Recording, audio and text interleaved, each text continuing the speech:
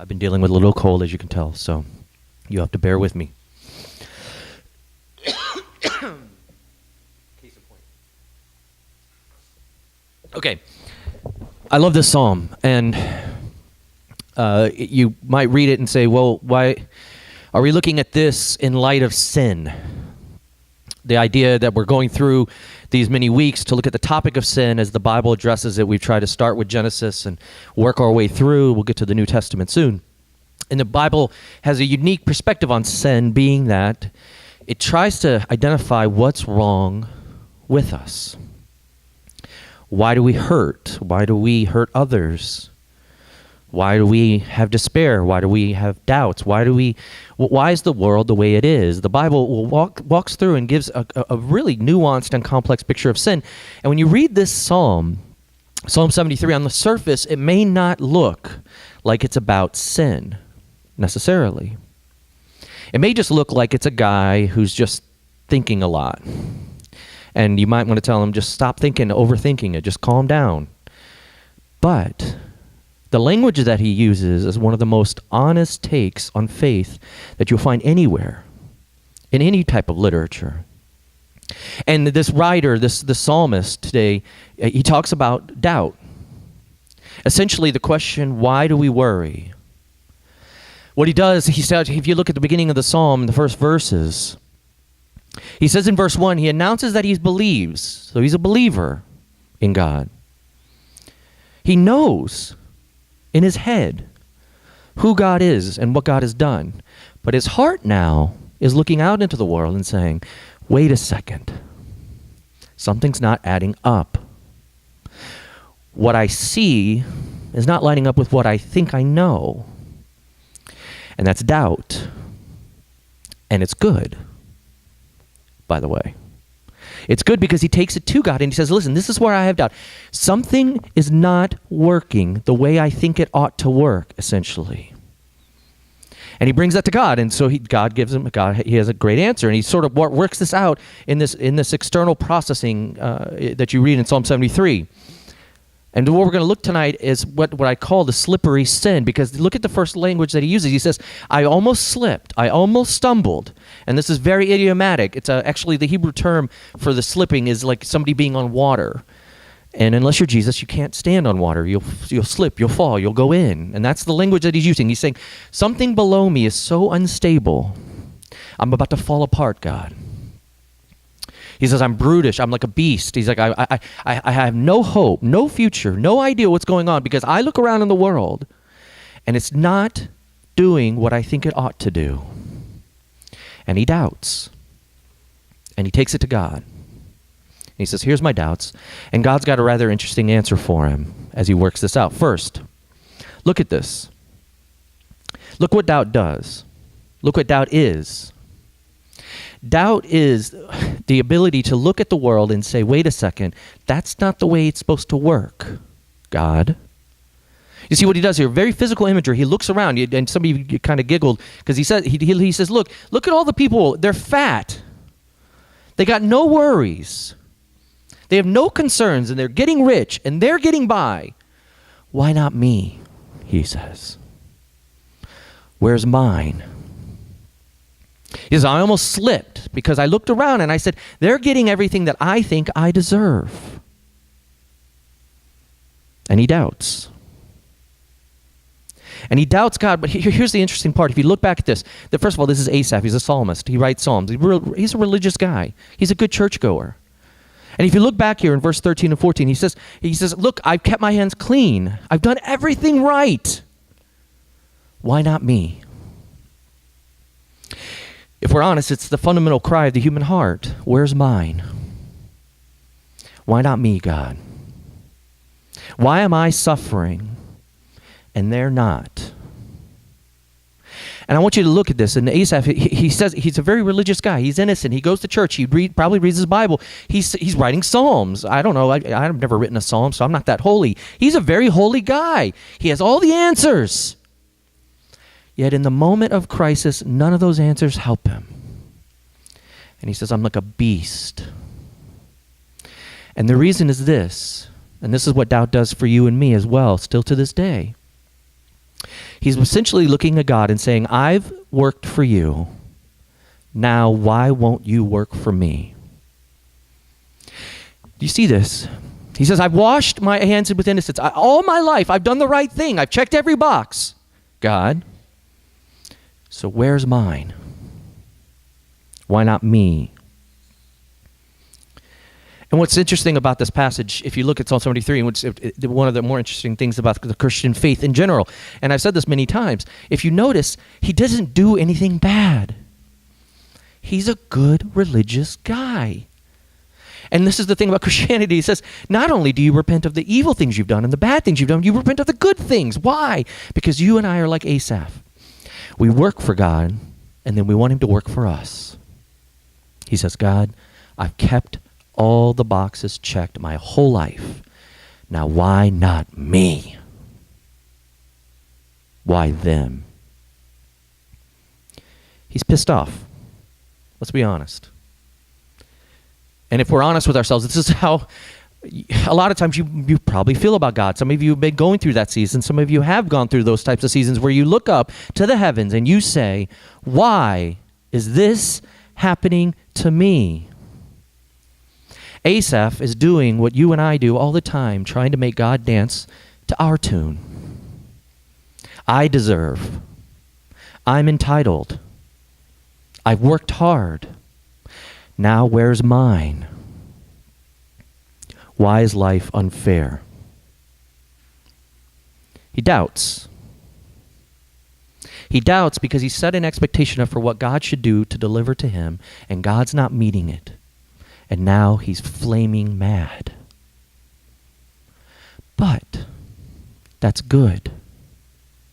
And here's why it's good. Because if you notice in the psalm, what he does is he takes, first of all, his doubts to God. And he says, listen, I want to work this out with you. I want to figure this out with you. And if you have doubts, here's the good side to doubts. Doubts will tell you that God is much bigger than you. Because God is doing something that you can't necessarily see, and that's okay. But for the psalmist right here, he's incredibly frustrated by this. He sees life working out in a pattern in which he did not want it to work out. He wants life to work the way he wants it to work. He wants God to dance to his tune, and God says, no, I don't do that for you. Get used to it. See, typically in churches, when I was raised in a church, I was always told, don't doubt. Trust and obey. What's the end of the song? For there's no other way. Trust and obey. There's no other way. Trust and obey. There's no other way. We sing that to our kids all the time. Asaph's not trusting and obeying. He's coming to God and saying, I'm getting a bad deal out of this. What's the problem, God? And in his doubt, he's being completely honest and real. And you probably have heard me talk about one of my favorite characters of the Bible, Mr. Thomas, Doubting Thomas, right? He always gets a bad rap, right? Because we say, don't be a Thomas. Don't doubt. Don't be a Thomas. Just believe, trust, and obey. There's no other way. But you see, if you go back to that passage when Thomas meets Jesus and he says, I won't believe it until I can touch him. Right after that, without touching him, by the way, Thomas gives one of the greatest declarations of faith ever when he says, my Lord and my God. Thomas takes his doubts to him, and Jesus meets him in his doubts. The psalmist takes his doubts to God. He says, I almost slipped because I think the world should work this way, and it's not fair. And he goes to God and says, but I want to talk to you about it.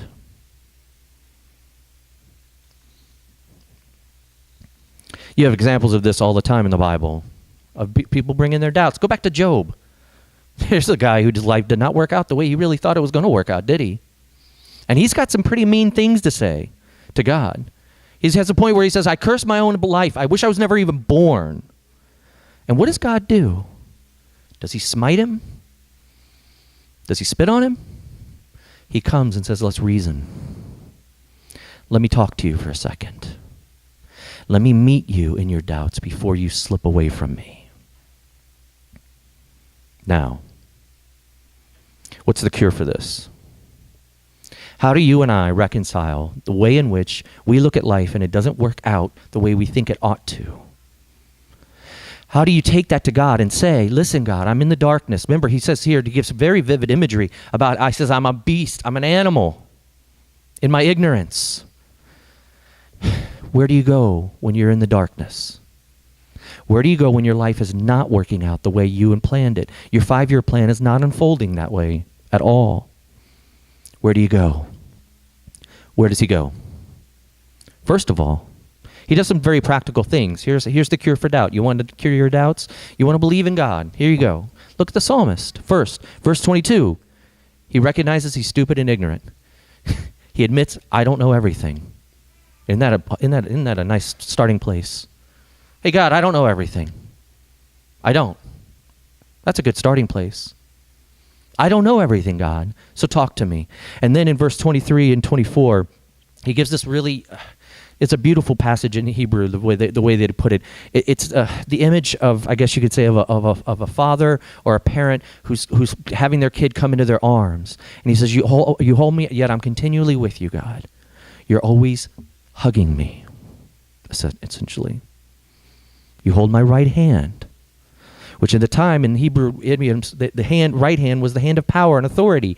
What he's saying is, God, you know infinitely more than I do. I'm not as smart as I think I am. What a dose of humility. On the one hand, he says, I'm like a little kid. I'm stupid. I don't know better. But at the same time that I'm stupid and ignorant and that I'm a beast, you, Lord, take my right hand and you hold me. How do you reconcile those two things? He says, I'm like a beast. I'm like a little kid. I can't see the future. I don't know everything. But at the same time, God, you infinitely love me enough to hold my hand. It's grace. It's grace. That God would say, come to my sanctuary. I'll hold your hand, even when you're like a dumb animal. And he says, God, I don't know everything. And it's not working out the way I want it to work out. And those people there are getting ahead of me in life. And I don't think it's fair. And God meets him. And God holds him the whole time. When God has every right to look at the psalmist, Asaph, and say, listen, you with your stupid doubts, get away from me. You believe more. Trust and obey. No, God doesn't say that to him. The psalmist says, no, God, you have my right hand. You hold me continually like a child being held by their parents when I don't deserve it.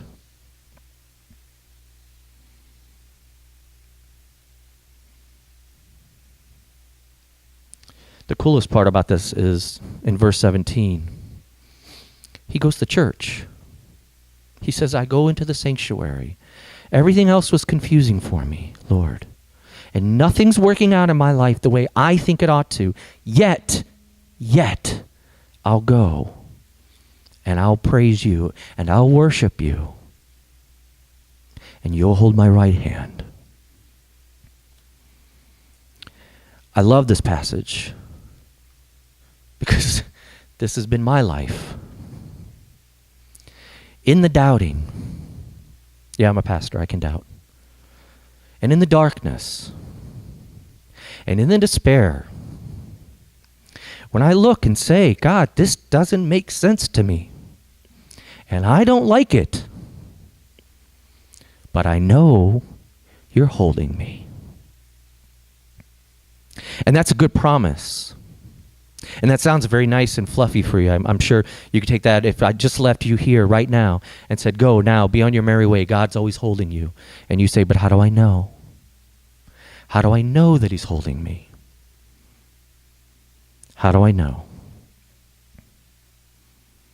He went in the temple. This is the psalmist saying, I went into the sanctuary and all my questions were answered. Why? You know what's in the temple? The place of sacrifice. He goes to the place and he says, God, now I see what you've given up for me, essentially. He could sit at home all he wants and he can think about his faith and nothing's making sense and it's not fair for him. And he's mad. Good. He goes to church and he sees the tabernacle, the sanctuary. And he says, essentially, now I know. Now for you and me, in the moments of darkness, in the moments of despair, how do you know? Go to the sanctuary. Go to the cross and see the ultimate sacrifice. See the one who sits there and says, I thirst. I'm parched. I'm dying. What's cool about Jesus is Jesus had his doubts a little bit. And he sat in that garden, if you remember the story, and he said, essentially, God, if there's any other way that you can work this out, take this cup away from me. But if not, I'll drink it. And by him drinking the cup, it meant his death, and he knew it, and he knew how torturous it would be, and he knew how painful it would be. But he also knew this, that whenever you and I have the darkness, and the cloud comes down, we go back to the temple, and we say, now I know. I see him on the cross. I see the sacrifice. The psalmist here in the passage sees it. Do you? Do I? Do we see Jesus played out for us as a way to say, I'll never, ever, ever, ever, ever, ever, ever let you go? I can't, God says, because he died. Now you know, and you'll say what the psalmist says at the end, yet I am continually with you. You are my refuge and you are my strength. How do you know God's always with you? How do you know when you doubt that he's there? See, there's this, for those of you who've been in church for a while, you know this picture, and I'm not going to make fun of the picture. The picture's good. It's the picture of where it says, like, oh, God, where were you when I was suffering? And there was only one set of footprints, not two. And then the guy says, well, that's because God says I was carrying you. And that's nice, and that's warm, and it's sentimental, and I get it. And I'm not knocking that at all. But that won't help you in the dark times, necessarily. Just to say, well, I know, God, you're holding me in theory. That's what the psalmist says. That's what Asaph says.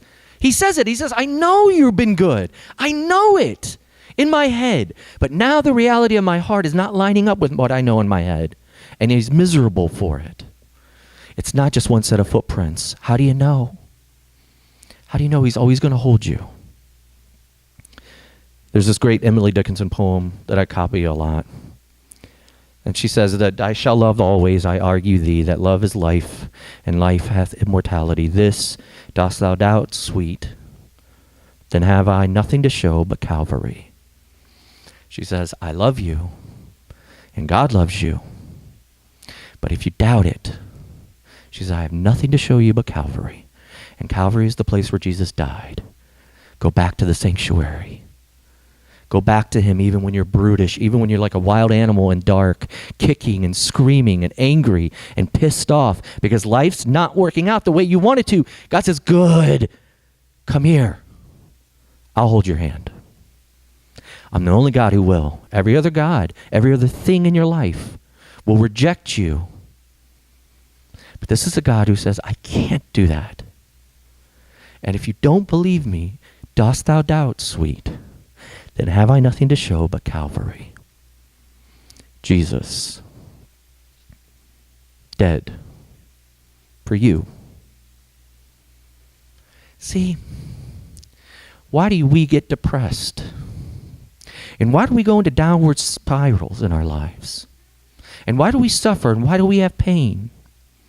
It's because we think the bottom's falling out. We're like the psalmist who says, I'm on unstable water. I'm almost slipping. And God says, when you're almost slipping, know that my son slipped all the way into hell for you. What do you have to fear?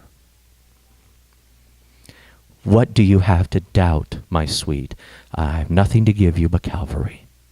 That's all you need. You need him. Go back to the temple. Pray to him now. Take it and say, listen, God, maybe my life isn't working out the way I want it to, but I don't know everything. The one thing you do know tonight is that he gave his son for you, so you'll know that you're always held in his arms. Go now in prayer. Think through this. Pray pray it on your heart. Spend a couple minutes as Dennis gets ready to lead us in our final song.